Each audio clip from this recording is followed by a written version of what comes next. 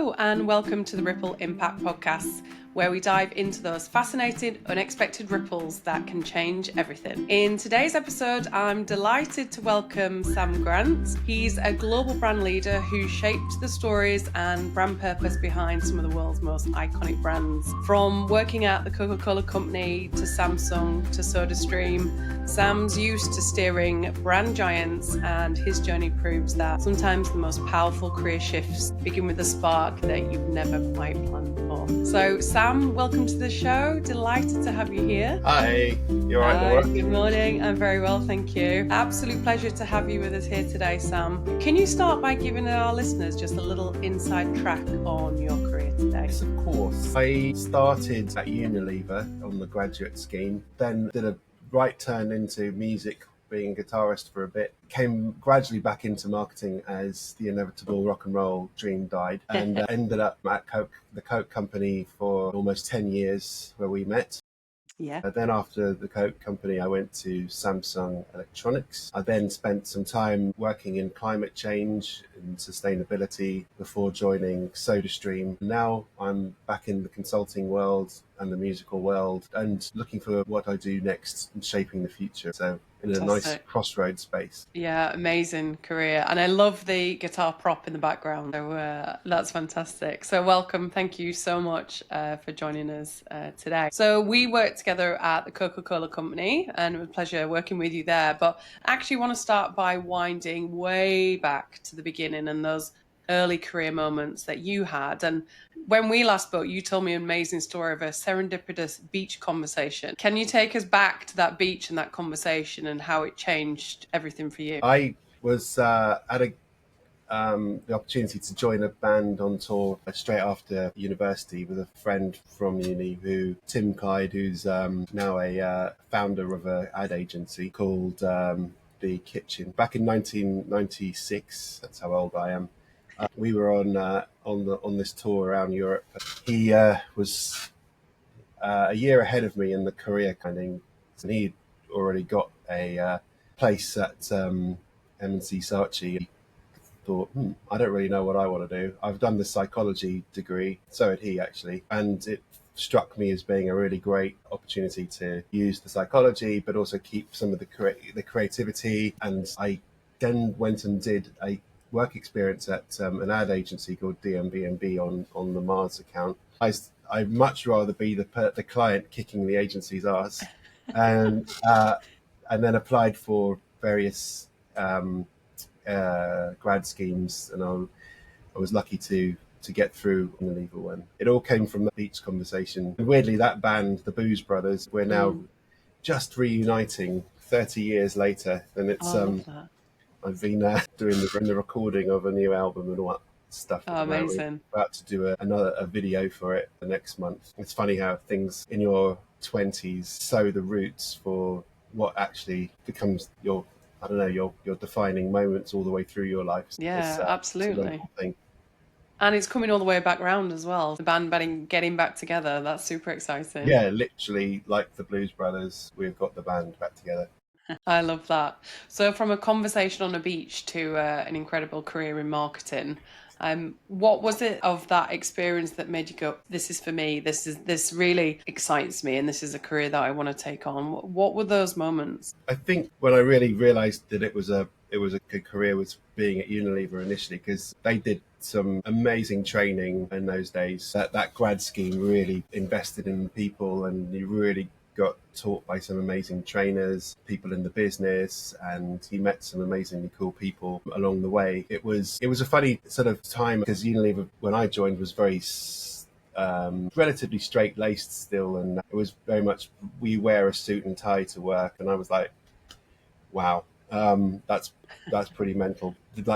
That didn't feel like it was very authentic to me or to the consumer, because obviously when you went to see the consumer at groups or whatever, company shops, that was the last thing you want to wear, because you don't want to look like a corporate person. But I like to think I was part of making that change, because I used to dye my hair red and all different colours, and to try to rebel against the suit thing. And eventually the dress code got dropped. So we all started with your red hair. Yeah. And all looking like consumers, which I think is what's the most important thing. Yeah, nice. And also bringing your full self to work, right? Yeah, And exactly. being who you are and dressing how you want and dyeing your hair whatever color you like. It's Yeah. funny, in the first podcast, I had a very similar conversation about I was told to be the suit and I didn't want to be the suit. I wanted to be the creative. It's funny that that's come back up again, this element of freedom and expression and wanting to be who you are and your career flexing that as well. So that's super interesting. That's come up again. Well, it was kind of the end of an era of also career for life. Because when you Mhm. joined the grad scheme, it was like, yep, you are the future of Unilever. You'll be here for the next 40 years of your life. Wow. And if you'll do well, you'll become a future leader. Nobody that I know of has stayed on. But that is what used to happen. Times like these, you look back on it and think, I wish I still had that job and the final salary pension. But not, I wouldn't want to rewrite the last 30 years because that would be a disaster.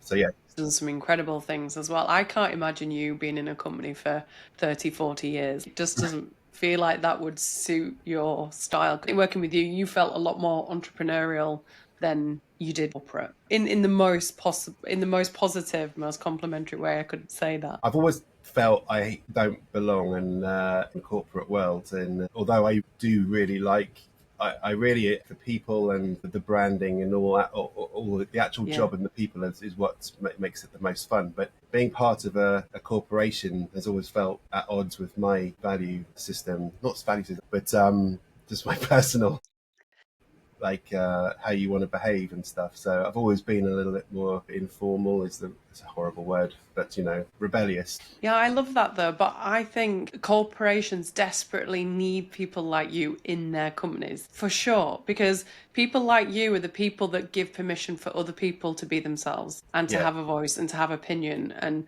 to lean into that and be more informal. Like, why do we have to be formal to have an opinion? Corporations need people like you. Whether you're corporate or whether you're not, people to need get that the best out of diversity of thought. people. Exactly. You need to get the best out of your people at the end of the day. And Yeah. to do that, you don't do that by squashing them into a mold, making them behave in a way that fits some sort of stereotype of, I'm in an office, I am a business person, Yeah. I must perform like this. Yeah. So, yeah. I remember when I was first starting out and remember going and buying my first suits and trouser suits are hideous. Like I hate them. And like feeling like I had to be all suited and booted to be taken seriously. And it took me probably a good few years to realize that I didn't need to do that. And as soon as I started being me and dressing a little bit more colourfully and, being who I am, the more I gained confidence in my opinions and my work. It was funny like that. There was almost a tipping point. It was when I was at General Mills and I kind of Mm. slowly got out of that. And I actually got a photo of me and a colleague. It's a funny one. And we are wearing exactly the same outfit. And we took a photo, and gosh, I look really young in this picture. I'll see if I can find it somewhere. And literally, we were wearing exactly the same outfit from the shoes to the top. And it didn't feel like me. And it's black and white, which I never wear. And I was like, Yeah. this just feels odd and awkward. And as soon as I kind of started stepping into myself, that's when actually my work got better. Yeah, no, totally. And actually, I think Unilever, to their credit, they saw that. Yeah. They kind of used me as an internal example of diversity. Yeah. I mean, that's ridiculous, obviously being a white male, but as in diversity, we're Oh, not all suits and stuff. So yeah. they kind of jumped on that, which is good. Oh, it's fantastic. But But that's the thing, having isn't said it? that, Because no, but that's the thing because diversity comes in all forms. And that's what's so important that, there's a lot of diversity conversations very rightly at the moment. It's all types of diversity. It's also opinions and styles and yeah, preferences and cognitive yeah, just being your full diversity. authentic self. Yeah. Although I had the opposite of that happened when I was at Mars. I was Mm. there on a contract for a year, which was great. They were cool. But one day I wore a T-shirt which had the Shell logo on, but it was on fire and it said Hell instead of Shell. So it's quite funny. Bit of climate change. Some dude from the leadership team came over to me and said, "You do realise we have got shareholders in today. Change your shirt." Did you go and turn it inside out in the bathroom? I guess so. And then it would have just read backwards because you could see what it was. I love that you were, spearheading the way for authenticity and, dyeing your hair red and wearing what you want. So I love that. But that's the spirit that you bring into your role, though. And that's the spirit that I've seen you in, because obviously we worked together at Coca-Cola and the work that you did on Relentless. I almost feel like your spirit came into the brand. Like I feel like you were the perfect marketing leader for that brand because I felt like you embodied what that brand was about and what you were trying to do. Can you tell us a little bit about your time at Relentless and what Yeah. that was like and how it felt. It was amazing. It was, as you say, it was a real opportunity to bring a lot of what I was into the brand, or at least the way the brand was operated. The actual brand Yeah. itself, I think, it was obviously not me. It was a huge amount of people involved. Ross Cairns, who did all the design and the communication. There's loads of people who had worked on the brand before me as well. So it wasn't just it's definitely not me You had a only. big part in it, though. A You had a big big part of part it. in it. If it's, I think what was wonderful about it was that it was a challenger brand, not just to Red Bull, and it did really well. It got to like number 2 to Red Bull in volume share at its height. But it was a challenger brand internally to Coke because it was meant to be a kind of speedboat to flank the tanker of the system, because a lot of people, when you work for these big brands, get frustrated that there are so many decision makers and things take so long, and actually it's hard to make an impact. Whereas to keep something lean and have a different business model internally about how to make that happen culturally gets so much more traction. The Coke system, as most people know, is a franchise. So you have the company side, which we were on, and then the bottler side. And there's always that inbuilt tension of two different companies. But on Relentless, it was a shared value chain. So we were properly united, properly felt like one team. Same with all the agencies, and it felt like a really great winning formula to go to market and have that real dedication and passion in not just the branding but in the execution as well, in stores and events. The CCE guys, the Coca-Cola Enterprise guys were absolutely brilliant and core to that whole success. Without their distribution and their attention to detail with shopper marketing, it wouldn't have happened. It was a great experience. Of course, doing the content and the events was bloody brilliant. It was all lots of music, which obviously I could bring that part of myself to, as well as action sports, and it was great. Yeah, because you did some amazing sport and music, right? Music always sticks out for me as well, because there was an MTV moment as well, right? Am I right in Yeah, remembering that? yeah, we had that's a good example of a small thing turning into a much bigger thing. We had a little kick-off meeting at MediaCom about what are we going to do next year. We need to get to a wider audience. We can't always be this core community, credible but small. We have to bring it bigger. And the MediaCom guys, along with our creative agencies, came up with this idea of advertiser-funded promotions. Programming wasn't a new thing at the time, but doing something which we'd created as a creative platform called Sound Chains. All the story of no half measures. You put in all this work and hard effort up front, and then that's what gets you to the results. Tell the story through some great musicians and bands. So we took that program idea to MTV and then worked with them on developing it to a full thing, and they were fantastic partners. And we ended up being able to work with the biggest acts because of MTV's sort of credibility. It didn't feel to the bands that they were selling out to do some sort of like brand deal. So even bands and artists who would never work with us were doing this because it was a really great creative concept. So you had people like Queens of the Stone Age, Biffy Clyro, Ed Sheeran, Nas, Sabian, Chasing Status, across all different genres and all different very credible people working with us. We did 2 series of it, and we were able to do live events, put those live events on pack so people could win tickets and then activate it and make it much bigger and get commercial results from it. But yeah, What it was incredible cool. lineup of people and of stars. Yeah. That's the thing. Once you've got an idea that is so powerful and so credible, and you have a partner like MTV, the opportunities just feel natural and you get such an incredible result from it. Yeah. And it really Yeah, was all amazing. working together on it. Often these partnerships can be really tough because you've got so many stakeholders, but Verge and the team over at MTV were great. Oh, amazing. It's interesting you talked as well about the bottlers at Mm, Coca-Cola, so Coca-Cola Enterprises. And I always remember, what you said about Relentless being a challenger brand, yes, externally to the market, but also internally. And it always felt like that. It always felt like kind of the cheeky younger brother within the yeah, family, like the one that could get away with doing what it wanted and, doing these different plans that Big Brother Coca-Cola maybe would never have got away with, because there was so much pressure and so much expectation. And I remember, whenever Relentless came along in the conversation, or at bottler conferences and take to the main stage, it felt different because it had that license permission to be itself, and as you said, almost be kind of separate to the Coca-Cola system, but benefit from the scale and the huge ability, resource, teams, etc. that the Coca-Cola system brings. So it always felt like that to me. You could get away with a lot of being a bit cheeky in that respect. Ultimately, it was that collaboration. Actually, it wasn't the fact that we were being rebels. It was more that everybody felt that they had an ownership of it across the system. Normally, there's a lot of conflict between the two sides because they've got slightly different agendas. But this was everybody pulling in the same direction. Everybody felt the love for it, and it didn't hurt that it was the most profitable part of the business as well. So obviously, everybody wanted to drive it as hard as possible. It was one of those magic moments where things all come together and it works for everyone for that moment of time.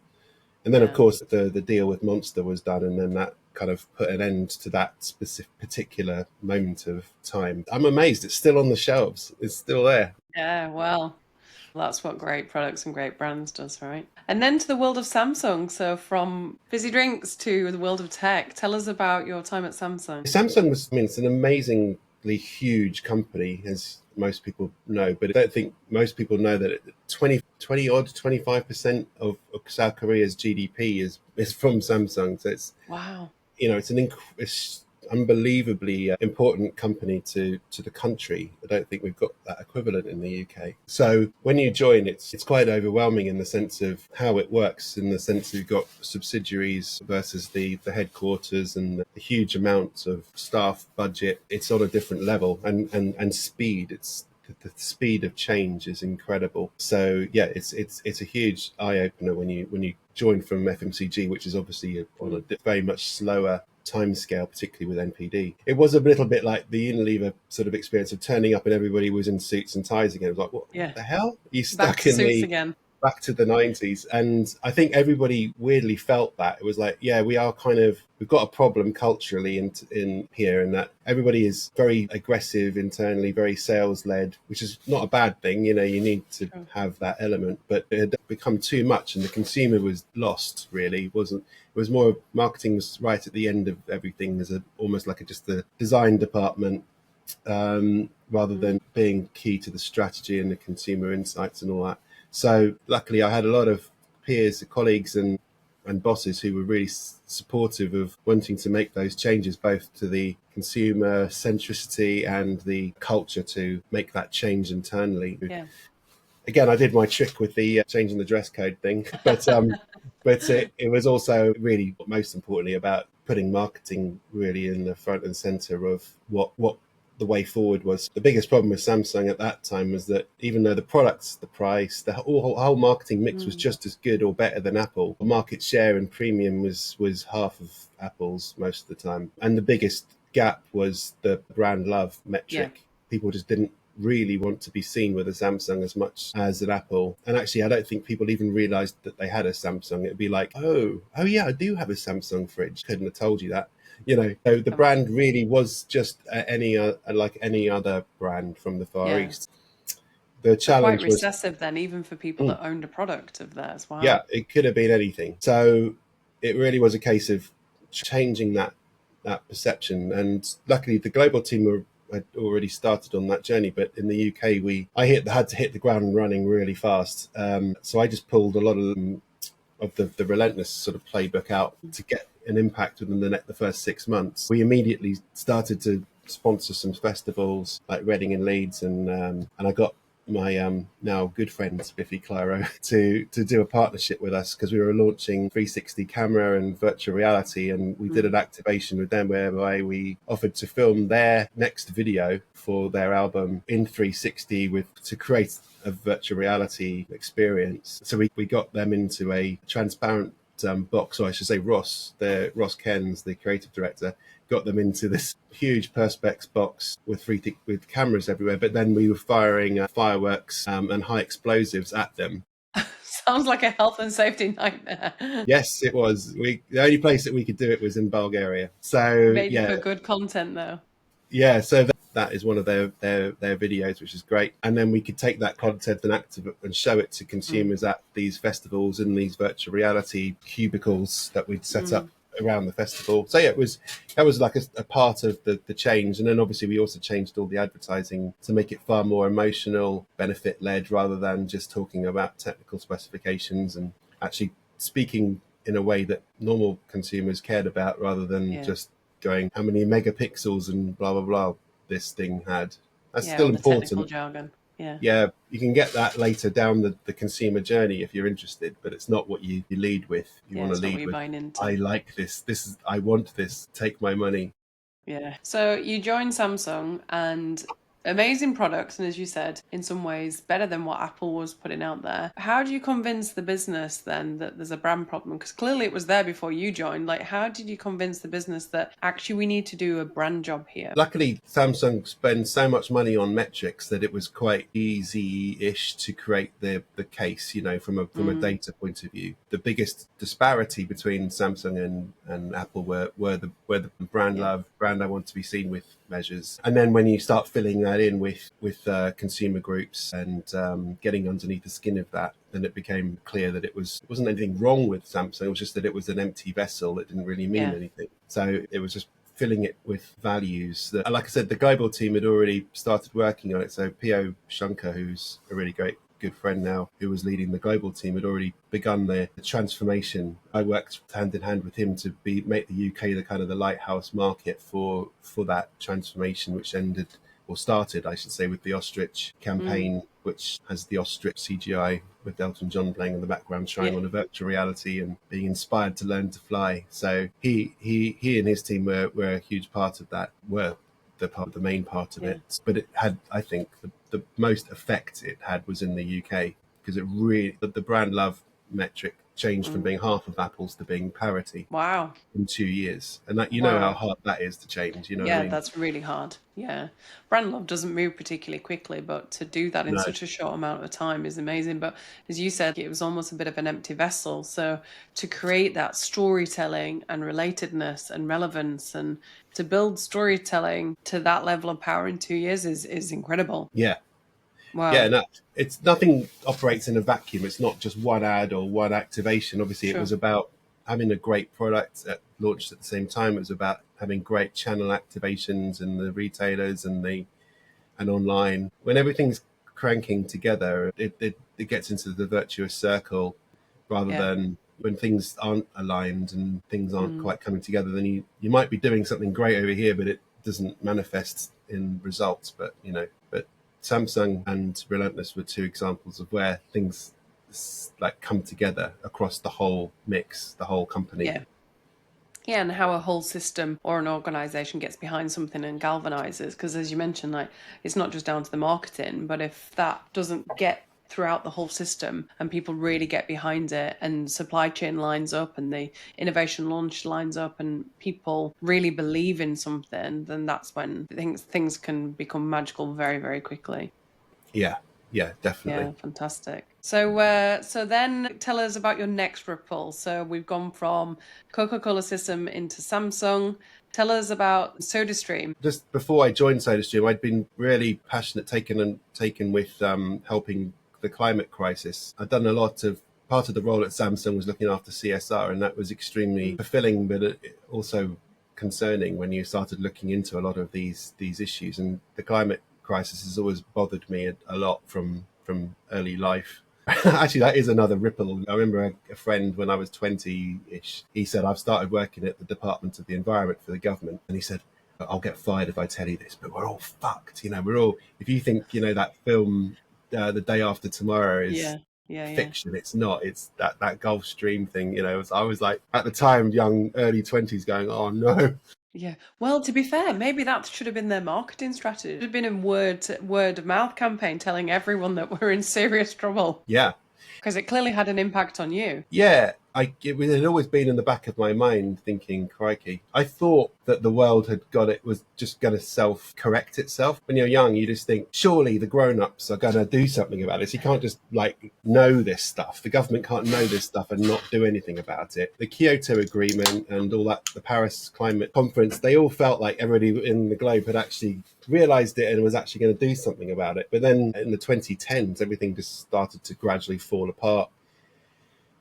Or the 1.5 degree warming target, we've already blown past that. The more I looked into it, the more it was like, wow, we can't assume anything from the global leadership that anything like this is going to be taken care of. And I remember from the psychology degree, it was, the cognitive biases are very informative when it comes to this stuff.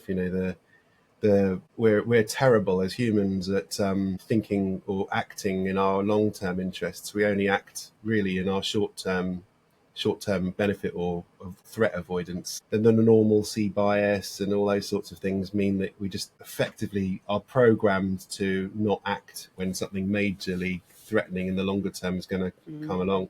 So it felt like marketing's a good set of skills to try to change people's minds or beliefs and maybe behaviors.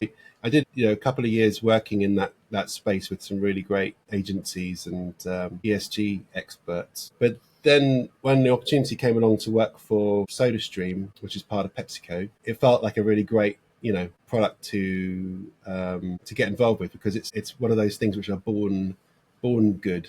Yeah.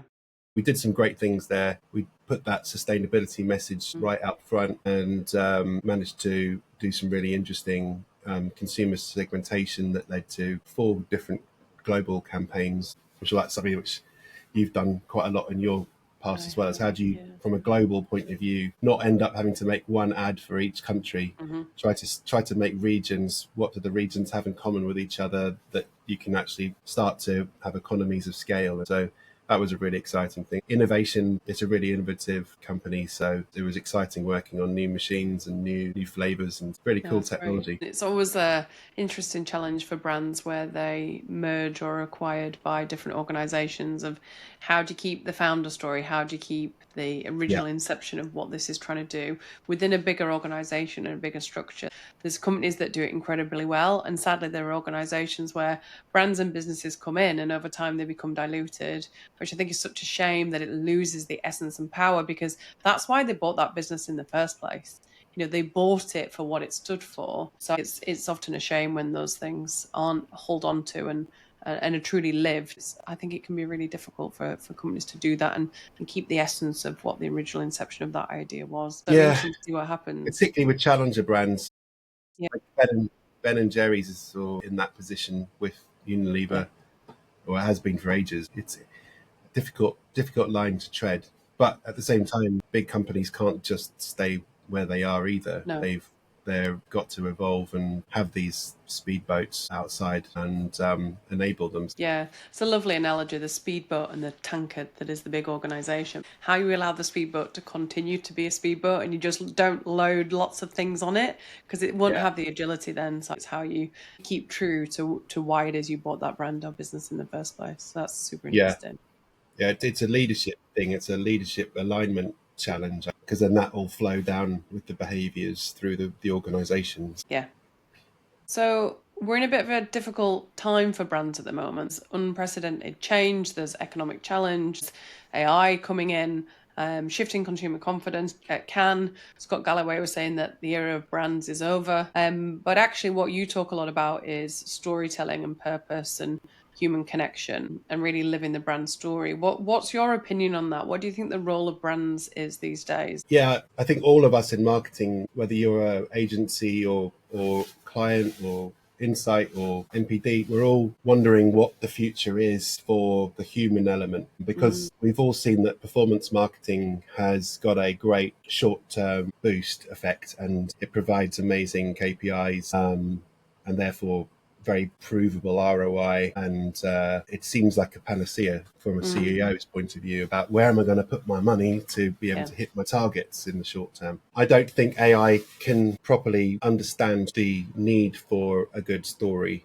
It'll it'll be able to imitate a good story, but it won't understand the context of why it was needed in the first place, why humans need to feel a sense of belonging and pride and all those sorts of very human emotions that brands actually provide them with, even though eventually it might be able to, a bit like giving a billion monkeys a typewriter, they'll be able to create Shakespeare, and it'll be able to have done that within a couple of seconds, and then maybe do the testing online and worked out which one worked that way through just pure brute force of numbers and scale. Ultimately, the human element is required from setting the direction, setting the strategy, and being the judge of whether the creative is actually going to hit that mark or not.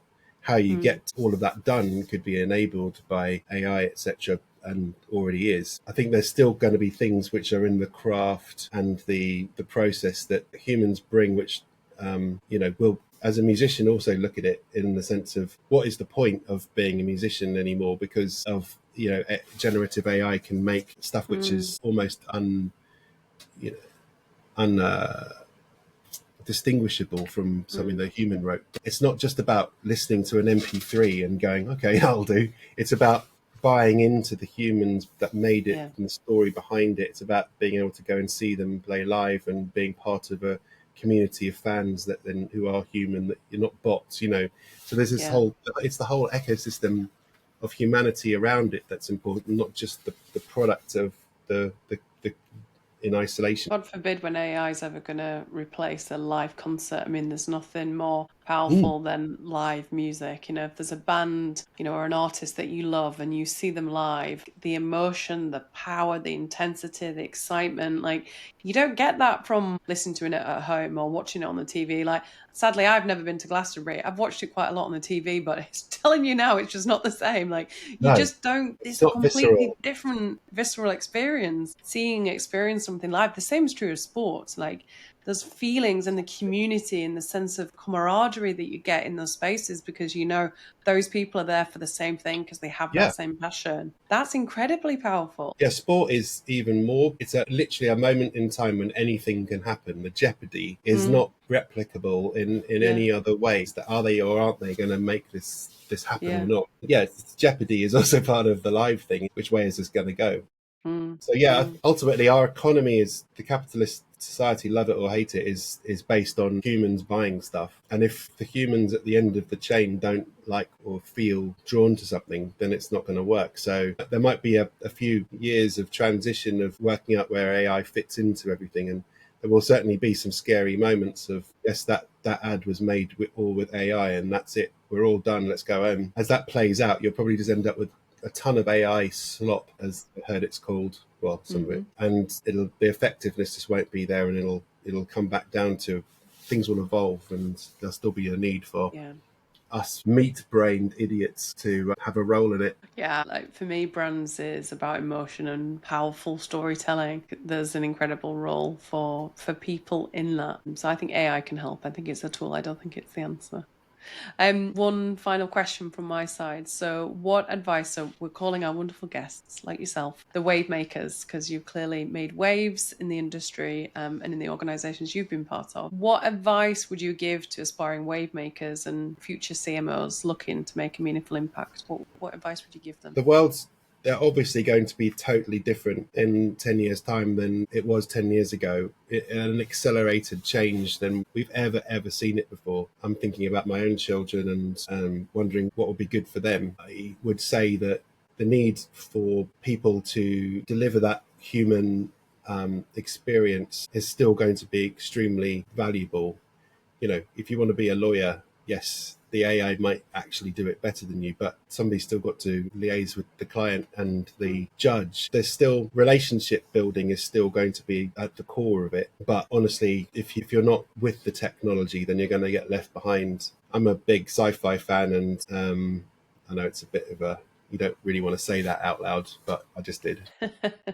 The likelihood that we're going to have to, use implants to make sure that we are linked in with the future of AI is going to become more and more of a necessity. Nobody would really believe that you would be walking around with a smartphone glued to you all day when it was, 30 years ago. You wouldn't believe that in 30 years' time you're going to have something in your head, but it'll become normalized, and then that's coming together of the computer and the emotional brain. It's almost like the system one thing, isn't it? It's like the computer is never going to get the system one bit. It might be able to model it, but it won't actually have it. But it will have our system two bit will probably be, we could augment it and to some extent not outsource it, but have it running as a kind of in a far expanded cognitive computer side. It'll certainly make us faster and perhaps better informed, but we'll have to see. The advice isn't going to be like, yeah,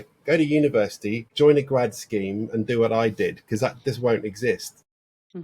So humans are built to be survivors, and I guess we'll always find a way through this, and being entrepreneurial is going to be crucial to that. We've got to be the best storytellers we can be, I think, in this coming world, building relationships. I love that. Yeah, be the best storytellers. So embrace the technology, but lean into the humanness. Fantastic. Well, Sam, thank you so much for taking us behind the scenes of the brand leadership transformation and creative world that you've been part of and the organisations you've been in. So for everyone listening, keep chasing your curiosity, because you never can understand the ripple impact that those decisions can make on your career, whether that's a beach conversation to the CMO of Samsung. You never know where that's going to take you. That's a wrap for this Ripple episode. Tune in weekly for more bold voices and inspiring wave makers. I'm Laura Barber. This is the Ripple Impact, and we'll see you again next week. Sam, thank you so much for your time. It's been amazing. Pleasure. Wonderful to have you. Thank you so much. Thanks, everyone. See you next week.